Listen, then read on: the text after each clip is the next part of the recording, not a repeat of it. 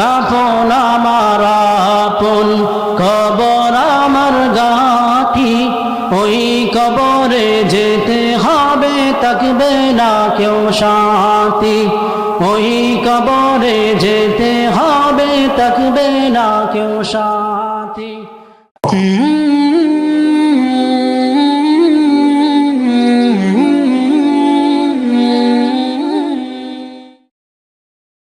মোহতারাম হাজরিন, নেককার ব্যক্তি রূহটাকে কব্জা করার সময় আল্লাহ রাব্বুল আলামিন হযরতে আজরাইল আলাইহিস সালাতু ওয়াস সালামকে বলবেন, ইয়া আজরাইল, তুমি আমার অমুক ব্যক্তির নিকট যাও।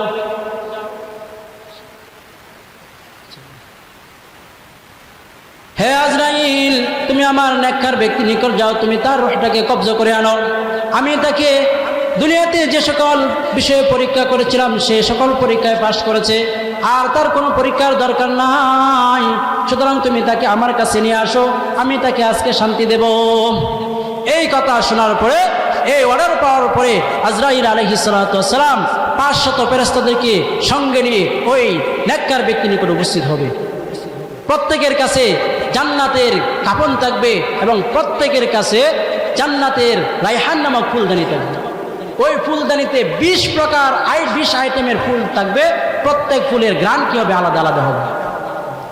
কি হবে? আলাদা আলাদা হবে। অতঃপর আজরাইল আলাইহিস সালাতু ওয়াস সালাম সুগন্ধিযুক্ত একটি রুমাল নিয়ে ওই নেককার ব্যক্তির নিকট যাবে, তার মাথার কাছে গিয়ে বলবে, তার তুতনির নিচে ওই রুমালটাকে রাখবে। রাখার পরে তার সামনে জান্নাতের বিভিন্ন নাজ নিয়ামতগুলোকে অবলোক করানো হবে এবং তার সামনে জান্নাতের নাজ নিয়ামতগুলো, হর গিলমানগুলো তার সামনে ছোটাছুটি করতে থাকবে। তখন সে এই তুচ্ছ দুনিয়া ছেড়ে যাওয়ার জন্য সে এমন বেকুল হারা হয়ে পড়বে, যেরকম ভাবে কাঁসায় আবদ্ধ পাখি যেরকম ভাবে বের হওয়ার জন্য চটপট করতে থাকে, ওই নেককার ব্যক্তি রূহটা দুনিয়া ছেড়ে যাওয়ার জন্য সেভাবে চটপট করতে থাকবে। যেটাকে তারপরে ওই নেককার ব্যক্তিকে সম্বোধন করে বলা হবে, ইয়া আইয়াতুহান নাফসুল মুতমাইন্নাহ ইরজিই ইলা রাব্বিকি রাদিয়াতান মারদিয়াহ ফাদখুলি ফি ইবাদি ওয়াদখুলি জান্নাতি। আর অপর পাশে ফেরেশতারাও কি করবে? ওই নেককার ব্যক্তিকে অভ্যর্থনা জানাতে থাকবে, যেটাকে আল্লাহ রাব্বুল আলামিন তার ভাষায় বলেন, ইন্নাল্লাযীনা ক্বালু রাব্বুনাল্লাহ ثم استقاموا تتنزل عليهم الملائكة ألا تخافوا ولا تحزنوا وأبشروا بالجنة التي كنتم توعدون। এর এই মাঝখান থেকে একদিকে নেককার ব্যক্তির সামনে বিভিন্ন লোভনীয় জিনিসকে উপস্থাপনা করা হবে, আর একদিকে তাকে সান্ত্বনা বাণী শোনানো হবে। এর মাঝখান দিয়ে আজরাইল আলাইহিস সালাতু ওয়াস সালাম তার রূহটাকে কব্জা করে নেবে, এমনভাবে কব্জা করবে যে সে টেরও পাবে না, টেরও পাবে না। মোহতারাম হাজরিন, আমি আপনাদের সামনে যে কথাগুলো বললাম সেই কথাগুলো কার? আল্লাহর, যিনি আমাদের খালিক, যিনি আমাদের মালিক, এবং আমাদের নবী মুহাম্মদ সাল্লাল্লাহু আলাইহি ওয়াসাল্লাম যিনি কোনোদিন কি করেন না, মিথ্যা কথা বলেন নাই। সেই নবীর কথা, আল্লাহ তাআলার কথাগুলো আমি আপনাদের সামনে উপস্থাপন করলাম। এই কথাগুলো বলার পরেও আমরা দুনিয়ার প্রতি আসক্ত হয়ে যাই, আমরা মৃত্যু নামক যে বস্তুটা আছে এটাকে আমরা ভুলে যাই। অথচ আজরাইল আলাইহিস সালাতু ওয়াস সালাম বলেন, যখন আমরা কোনো মৃত্যুর জন্য কান্নাকাটি করি তখন আজরাইল আলাইহিস সালাতু ওয়াস সালাম বলেন, হায় রে বনি আদমের দল, তোমরা কেন কান্না করতেছো?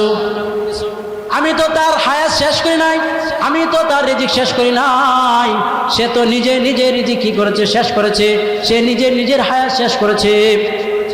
সুতরাং আমার এই ঘরে এখনো আসার বাকি আছে। যতদিন পর্যন্ত এই ঘরের মধ্যে একজন লোক থাকবে ততদিন পর্যন্ত আমি এই ঘরের মধ্যে আসবো। এই কথাগুলো যদি আমরা শ্রবণ করতে পারতাম, আমরা যদি শুনতাম, তাহলে লাশের পিছনে না পড়ে আমরা নিজেদের আমল করার জন্য চেষ্টা করতাম নি? অবশ্যই। তাই মুহতারাম হাজরিন, আমাদেরকে মৃত্যুবরণ করতে হবে, মৃত্যুর প্রস্তুতি সর্বদাই গ্রহণ করতে হবে। আমরা আমাদের জীবনে অনেক মানুষকে মরতে দেখেছি, অনেক মানুষকে আমরা কি করেছি? কবরস্থ করেছি। অনেক মানুষের জায়নামা, অনেক মানুষের জানাজার কাটিয়ে আমরা গ্রহণ করেছি, অনেক মানুষকে আমরা গোসল দিয়েছি, অনেক মানুষকে আমরা কবরে রেখেছি, কবরে না রেখলেও আমরা কবরে রাখতে দেখছি নাকি?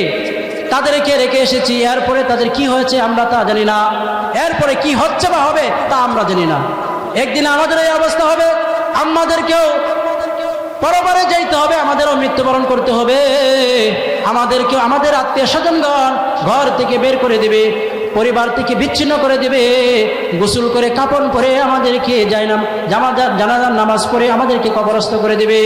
সেদিন আমাদের কোনো ধন সম্পদ, প্রভাব প্রতিপত্তি এবং সার্টিফিকেট, ক্ষমতার দাপট সেদিন কোনো কাজে আসবে না, মুনকার নাকিরের কোনো কাজে আসবে না, শুধুমাত্র আসবে আমাদের কাজে আমাদের নেক আমল। কি আমল?